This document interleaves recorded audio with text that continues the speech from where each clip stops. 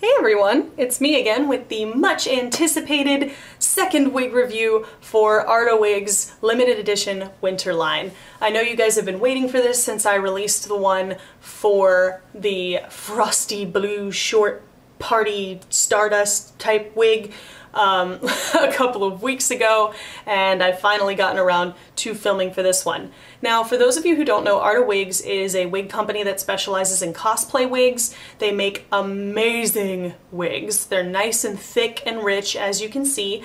This is the second one that I bought. It's called Gingerbread. Unfortunately, as a disclaimer, this wig is no longer available. It is sold out, and once those limited edition wigs sell out, they are gone. So, can't really get this wig anymore, but I'm going to talk about the colors in the wig and what I like and dislike about the style, and they do have this style in other colors, so you can get your hands on the same style if you so choose, which is why I decided to review it anyway. So, the style of this wig is called a candy striper. Now, the candy striper wigs on Arda's website are basically a wig that is straight at the top with curled ends at the bottom. The hair goes about to mid-back on me when it's curled, so it would be even longer if you straightened it. And it's pretty long, and what makes it a candy striper is that it's striped through with different colors of hair. So this particular one, I'm going to talk about the different colors in it, because you can get wigs in these colors of hair just like all the way around. The light stuff at the top is titanium blonde, and then this lighter brown on the inside is called sandy brown, and then toward the base here, let me get a good strand for you, is chocolate, which is a deeper, richer brown you can see up through here as well, and finally the bottom, my favorite color in this entire wig, crimson. This color is gorgeous on people with blue eyes, so if you're looking for a new wig and you have blue eyes, get one in crimson because it is a beautiful color. I've actually ordered recently another wig that's a different style in sandy brown, which is this color brown. Also looks great with on people with blue eyes. It's just that kind of warm blonde brown that I was looking for a really long time. So the colors are gorgeous. I love the way the colors flow in this wig. I love this style of wig because the colors and the look of the wig can change each time you wear it. So one day you wear it and more sandy brown's showing, or another day you wear it and more crimson is showing, because it all depends on how the hair moves. And you can manipulate the hair with styling tools to show one color over another. So it's almost like being a blonde, a brunette, and a redhead all at once. The style is really great. It's got a good long-haired classic feel to it. I feel like it's what a lot of people are looking to do with their natural hair, but they can't for whatever reason. My only critiques on the style is that the bangs are really long. This fringe is huge, and so it kind of gets in my eyes a lot. But you can easily fix that with a bobby pin. Just fix it right there and you're good to go. My other critique on this style is that it kind of gets really frizzy. I don't know if you guys can see that. See all that frizz right there? Then again, I also don't store these in the best way that you can store them. I store them in the hairnet and the bag that they come in, which is a way to store them, and most of the time it works for these kinds of wigs, but with the curlier ones, that tends to make them a little frizzy, so if you do have a foam mannequin head, store this wig on there. It'll last a lot longer without going frizzy on you, but if it does go frizzy, I found a solution. Now, the bottom, there's not a whole lot you can do, because if you brush this, you run the risk of brushing the curls out, and the best you can really do is just kind of play with it with your fingers, kind of press it down as much as you can. But honestly, the frizz toward the bottom kind of makes the wig more natural. Like when I first pulled it out of the box and tried it on, all the curls were really tight and defined, everything was perfect, and I showed my husband, I was like, "Hey babe, what do you think?" And he said, "Honey, you look like you're wearing a weave." But he had a good point. I mean, it looks fake when it's that perfect. You know, real hair isn't going to be that perfect. It's gonna be a little bit frizzy, it's gonna be a little bit fluffed up, which is part of the reason why I don't mind the frizz at the bottom, because it almost makes the wig look a little more natural and a little more convincing as real hair. So, but for the top, nobody wants frizz on the top of their head. So how can you manage that? You can manage it with Garnier Fruit Tea Style Full Control Anti-Humidity Hairspray. I bought this on a whim, just looking for something that would control the frizz in the top of my wigs, because like I said, with the way I store them, they tend to get frizzy. And this does a beautiful job of controlling the frizz in your wig. It really kind of calms down the top, but it doesn't have so much hold that it feels sticky. This does not feel crusty. It doesn't make my hair crunchy at all. It really keeps the hair with a lot of movement, and it smells awesome. So I definitely recommend this if you're having trouble with some frizz in the top of your wig. But yeah, like I said, you can still get the candy stripers, and you can still get a lot of other Arda styles in these colors, which is why I decided to review this wig, even though technically it's not for sale anymore. Now, let's talk makeup. The makeup look I did for this wig, because it has such a long fringe that's like all up in my grill, I didn't want to do anything too extreme because the hair is going to be the main focus of this one. So normally, where in a typical situation I would be inspired by the colors in the wig, this time around I kind of toned back the eye makeup a little bit because this wig is a statement. This wig is the kind of wig where people are going to see it and go, dang, that hair though.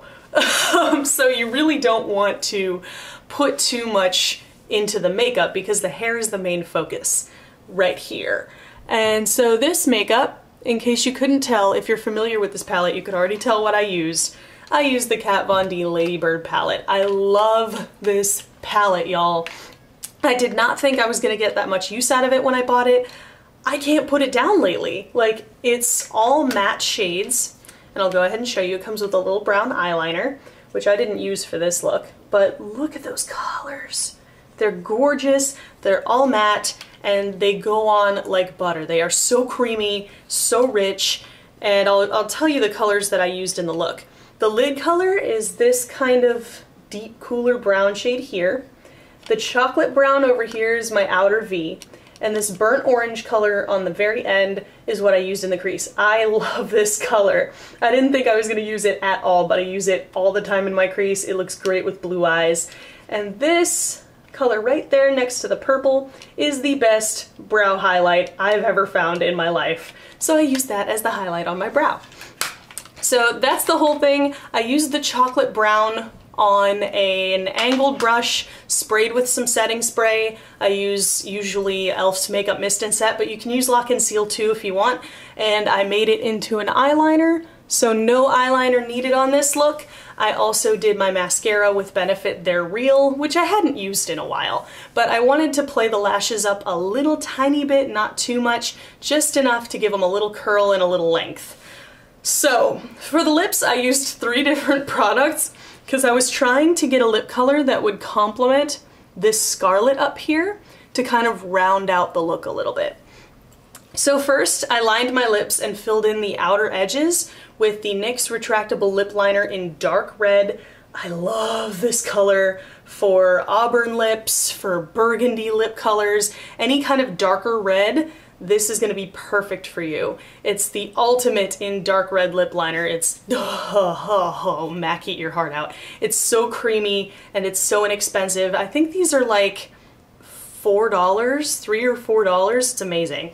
So for my darker color on the outside, you know, my first layer, so to speak, I used Revlon Super Lustrous Lipstick in Black Cherry. You guys know I love this color. I've been raving about it. It looks great with a brown blown out smoky eye, and it's just beautiful. But for this particular look, it almost looked purple. So what I did was I put a layer of it on and I blotted it off almost completely, just so that there was a little bit of pigment left from this, because I wanted that deep, dark underlayer for when I put on the Sephora brand lipstick in the color Courtesan. You guys know I love this lipstick. I've loved it since I was a redhead. It's a beautiful auburn shade, perfect for people with darker red hair and people with blue eyes, because I think dark red looks amazing with blue eyes, just saying. So that was my whole mouth, and for my cheeks, I tried a little something different today. I actually tried a cream blush. Now, I don't normally use cream blush a whole lot, not for any particular reason. It just kind of intimidated me, frankly. I'm not a professional makeup artist. I just do this for fun, and I wasn't sure how well I was going to do with a cream product on my cheeks, because cream products tend to be really, really pigmented. So what I ended up using was something I got from the Daiso, which is a Japanese dollar store. And this, I mean, look at this packaging. Look at it. It's so cute. It reminds me of those like dress up, like fake makeups that you used to play with when you're like 4. That's what this reminds me of. It's so cute. And it is a cream blush. So you open it up. It's a little twisty thing. It comes with a sponge, but that's not how, I don't use this because that's not how I put on cream blush. I use the e.l.f. small stippling brush, which I love for cream blush because it just gets that perfect diffused look. It's not too defined. And this color is called Sheer Rose. And that's what it looks like in the pot. It looks like it's gonna be absolutely glaring bright pink, but when you actually swatch it, I put it on my hand a few minutes ago, and you can just barely make out that little flush of color, which I love about this. It's super creamy, goes on very smooth, and more importantly, it diffuses out to a very sheer finish. It looks very natural. There's nothing like, you know, there's no defined lines around the outside. It's really easy to blend out. And it looks like just that little bit, I was going for just that little flush in the cheeks, like, oh, it's chilly outside, so I'm all flushed in the face. That was what I was going for, and I definitely think this did the job more than adequately. So that's the whole makeup look, that's the whole wig review. You guys now know how I feel about this, so it's your turn. Did you get your hands on this wig before it sold out? Tell me what you think. What other wigs would you like me to review? Let me know in the comments below, and I'll see you guys in my next video. Bye!